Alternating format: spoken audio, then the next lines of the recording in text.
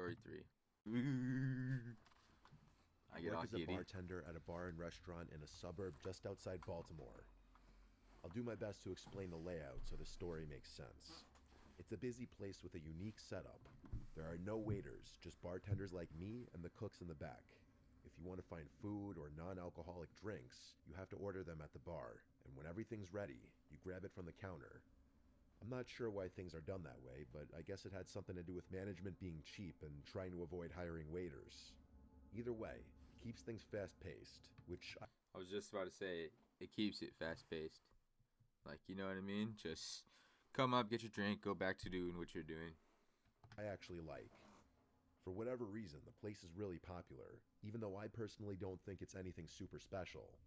The atmosphere is lively most nights, with great music, a buzzing crowd, and a standing area near the DJ booth where people gather to dance and chat. The constant flow of customers and the high energy vibe make the job fly by.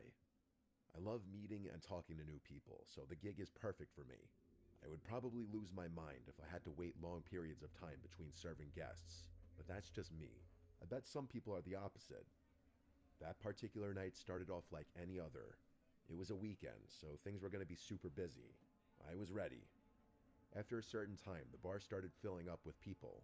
It looked like more of a younger college crowd that night, which meant more dancing, more spilling, and a rowdier environment in general. Oh yeah, and worse tips, which kind of sucked for me. It's college, obviously can't tip that well. But you are slamming more drinks than you can comprehend. You know what I mean? You're just firing away. You're just like, bah, bah, bah. Another. Probably like a No, not so fast. Jaeger bomb after Jaeger bomb. Wait, what? Here we go. One group of kids just kept on ordering round after round of tequila shots, faster than I could line up the salt and limes. There you go. It's always chaos when they take over the bar. Tequila. One of them was so plastered, he used the same pickup line on me like 3 times.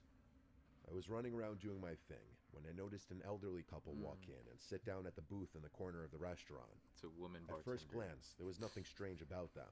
I just thought it was interesting that 2 people that age would want to come into a rowdy place like this. I didn't have too much time to think about it though, so I went back to work. Fast forward maybe 30 minutes to an hour. I was halfway through pouring a line of gin and tonics when I noticed the couple again. My hands kept working, muscle memory taking over, but my brain was stuck on them for some reason. That's when it hit me. They were just sitting there motionlessly. They hadn't ordered anything either. No food and definitely not any drinks I would have remembered. I looked a little closer and realized that they weren't even looking at each other. They were both fixated at the wall next to them. From what I could tell, it didn't look like they were talking either. It was the strangest thing. It would be pretty weird for me to be bartending and then there's just 2 people coming to the bar top and they're not even talking, they're not even drinking, no food. Like, be weird just like sitting right there, just 2 people. You know, that is off-putting. I was beyond curious, but the bar was slammed, and I had too much to do to spend time wondering about it. Right. I figured they might be waiting for someone, or didn't realize how the place worked. Maybe they were waiting for a waiter to take their order. When I finally had a break, I decided to check on them myself. I walked over to the table and put on my most polite smile. As I approached, neither of them turned to face me. They were both still staring at the wall like statues. I cleared my throat and asked them if they wanted anything to eat or drink. The woman didn't even flinch. She kept staring at the wall like I hadn't spoken at all. The man turned his head slowly, like he was moving in slow motion. When his face came into view, I felt a chill run through me. His skin was pale and wrinkled, and his eyes were almost sunken into his face completely. He didn't speak, just stared at me and shook his head once, firmly but silently. Something about the way he looked at me made my stomach twist. I muttered something in response and quickly returned to the bar. I had the weirdest feeling in my gut after that. Those people looked like they didn't even belong in this century, let alone this bar. I didn't look over at that booth for a long time. Eventually, things started to die down a little, and I remembered the couple. I glanced over impulsively, and I nearly dropped the glass I was holding. Both of them were staring directly at me now. Oh. I made direct eye contact with the woman, but she never averted her gaze. I don't think I'd ever been more uncomfortable at my job than I was in that moment.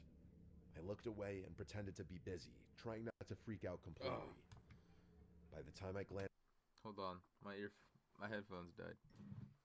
at the whole thing, as I wiped down the bar and closed up with my coworker Karen, I decided to ask her if she saw anything strange. She's, I guess, what you would call a vet. She's been working there for years and prides herself on noticing everything and everyone that comes through the doors. Oh hell. When I asked her about the couple, she gave me a confused look and said she didn't know what I was talking about.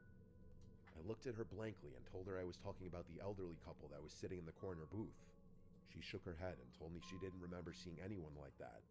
She then jokingly asked me if I was hallucinating, which got a playful laugh out of me, but on the inside though, I was losing it. I knew what I had seen. I asked her if she was sure, and she crossed her arms before listing at least 10 random people who had ordered food that night and what they were wearing. I laughed again and complimented her memory, but like I said before, I was dying on the inside.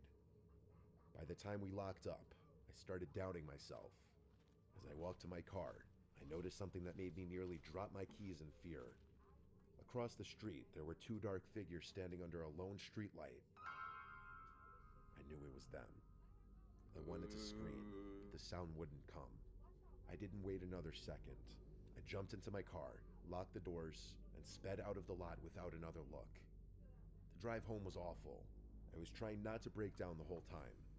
I just kept repeating, "Oh my God," over and over. I had so many questions.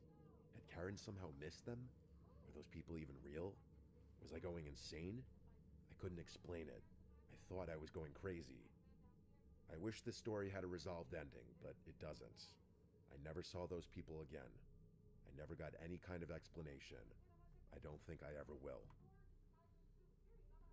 Alright, well you heard it here.